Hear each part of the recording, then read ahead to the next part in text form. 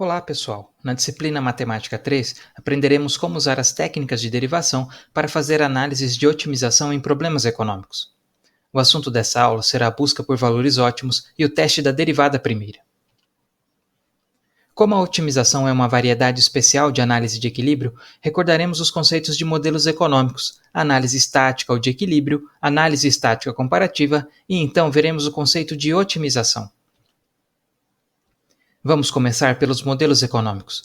Na economia, em comparação com outras áreas do conhecimento, é muito mais difícil e custoso realizar experimentos controlados. Por esse motivo, geralmente simulamos um fenômeno econômico com a ajuda de relações matemáticas. Fazemos isso com o objetivo de extrair algum conhecimento ou conclusão acerca desse fenômeno. A junção dessas relações matemáticas são os modelos econômicos. Os modelos econômicos normalmente são compostos por funções comportamentais, condições de equilíbrio e relações de equilíbrio. As funções comportamentais nos dizem como as variáveis se comportam e se relacionam. Na forma geral, as funções nos informam como a variável endógena ou dependente y é afetada pela variável exógena ou independente x. Os modelos econômicos mais comuns são os modelos de mercado. Então vamos utilizar um como exemplo. Em um modelo de mercado, para um produto qualquer, normalmente encontramos uma função que descreve a demanda e uma função que descreve a oferta por esse produto.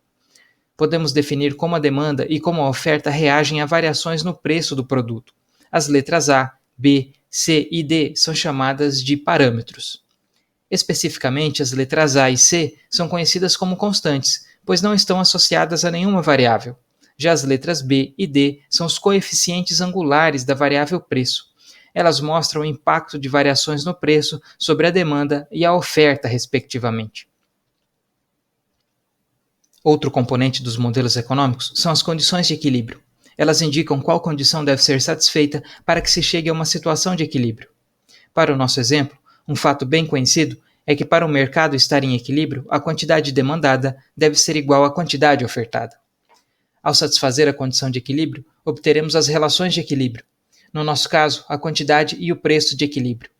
O processo de obtenção das relações de equilíbrio é conhecido como análise estática ou análise de equilíbrio. Para nosso exemplo genérico de um modelo de mercado, aplicando a condição de equilíbrio, calculamos a quantidade e o preço de equilíbrio. Os valores obtidos indicam qual a tendência do preço e da quantidade para esse mercado. Vamos agora nos voltar para a análise estática comparativa. Como vimos, a análise estática nada mais é do que encontrar o equilíbrio em um modelo ou relação econômica. O equilíbrio possui uma característica inercial, ou seja, uma vez atingido, ele tende a permanecer estático, a não ser que exista alguma perturbação no modelo econômico, caracterizada por uma alteração no valor de algum parâmetro ou da variável exógena. Isso é o que a análise estática comparativa faz. Geramos uma alteração no modelo, o que conduzirá a um novo equilíbrio. E então comparamos o antigo e o novo equilíbrio para observar as diferenças.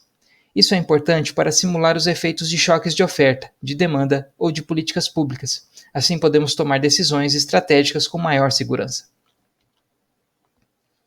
Veja o que acontece quando aumentamos o parâmetro B, a sensibilidade da demanda ao preço. Observamos, por meio da estática comparativa, que após o choque em B, tanto o novo preço quanto a nova quantidade de equilíbrio serão menores. Note que usamos derivadas parciais para fazer a análise estática comparativa. Depois de revisar alguns conceitos, passemos ao objetivo dessa disciplina, a otimização. O conceito de otimização é utilizado na economia no sentido de buscar o melhor. Maximizar alguma coisa, lucro da empresa, satisfação do consumidor, taxa de crescimento do país, ou de minimizar alguma coisa, como o custo de produção de certa quantidade de produto. Ao formular ou resolver um problema de otimização, temos que observar que ele deve ser composto por uma função objetivo, na qual a variável dependente, endógena, representa o objetivo de maximização ou minimização, e as variáveis independentes, exógenas, são ajustadas de forma a alcançar o objetivo. Por esse motivo, nos referimos a elas como variáveis de escolha. Nesse exemplo, o lucro representado pela letra grega π é a função objetivo, e a quantidade Q é a variável de escolha. Devemos escolher a quantidade Q para, nesse caso, maximizar o lucro. Na otimização, portanto, estamos interessados em encontrar pontos de mínimo e de máximo de funções, e nessa tarefa a derivada, novamente, tem papel fundamental. O valor de x nos pontos de máximo e mínimo são chamados de valores críticos, o valor de y é chamado de valor estacionário e a combinação dos pontos é chamado de ponto estacionário. Esses pontos são chamados de estacionários porque têm como característica uma inclinação zero, ou, em outras palavras, a derivada é igual a zero nesses pontos. Para um mínimo, a inclinação deve passar de negativa a positiva da esquerda para a direita do ponto de inclinação zero. Já no ponto de máximo, a inclinação deve passar de positiva para a negativa da esquerda para a direita do ponto de inclinação zero. Isso permite o estabelecimento de um teste para ótimo, conhecido como teste da derivada primeira. O teste consiste no seguinte procedimento. Ao encontrar um ponto onde a derivada da função é igual a zero, verificamos a mudança de sinal nas vizinhanças do ponto. Se o sinal da derivada muda de positivo para negativo, da esquerda para a direita do ponto de inclinação zero, se caracteriza um máximo. Se o sinal muda de negativo para positivo, se caracteriza um mínimo. Se o sinal não muda, não se caracteriza máximo ou mínimo, mas um ponto de inflexão. Observem o que seria um ponto de inflexão. Ele não caracteriza um máximo ou um mínimo. Vejamos alguns exemplos. No primeiro, temos de encontrar o extremo relativo da função de custo médio, que é o quadrado menos 5q mais 8. O primeiro passo é calcular a derivada. Nesse caso, 2q menos 5. Então, igualamos a zero para encontrar o valor de q, que resulta em uma inclinação zero. Aqui obtemos o valor crítico de q igual a 2,5. Quando são produzidas 2,5 unidades de produto, o custo médio é igual a 1,75 por unidade produzida. Esse é o valor estacionário. Para saber se esse valor é um máximo, mínimo ou ponto de inflexão, verificamos a mudança de sinal da esquerda para a direita do ponto. Com Q igual a 2,4 na esquerda, temos sinal negativo, e com Q igual a 2,6 na direita, temos sinal positivo da derivada. Ou seja, pelo teste da derivada primeira, como o sinal muda de negativo para positivo, o ponto se caracteriza como um ponto de mínimo. Em outras palavras, a produção de 2,5 unidades é a que minimiza o custo médio. Observe o gráfico da função de custo médio.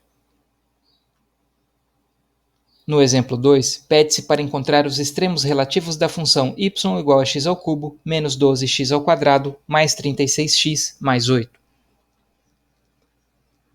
O primeiro passo, novamente, é encontrar a derivada. Nesse caso, f' de x é igual a 3x ao quadrado menos 24x mais 36. Como a derivada possui um termo quadrático, teremos dois valores críticos. Para encontrá-los, teremos de usar a fórmula de Bhaskara. Ao substituir os valores correspondentes na fórmula e resolvê-la, encontraremos dois valores críticos, x1 igual a 6 e x2 igual a 2. Para x igual a 6, temos um valor estacionário de 8, e para x igual a 2, o valor estacionário é 40. Para caracterizar os pontos estacionários como máximo, mínimo ou ponto de inflexão, verificamos como se comporta a inclinação na vizinhança dos pontos. Para x igual a 6, a inclinação passa de negativa para positiva, portanto y igual a 8 é um mínimo. Para x igual a 2, a inclinação passa de positiva para negativa, logo y igual a 40 é um máximo. Observe o gráfico da função. Essa, portanto, é a natureza da otimização. Vimos nessa aula um teste para encontrar os valores ótimos. Nas próximas aulas, veremos testes mais diretos e mais gerais. Para mais detalhes e exemplos, consulte o livro e as notas de aula. Como próxima atividade, temos o questionário 1 e até a próxima aula.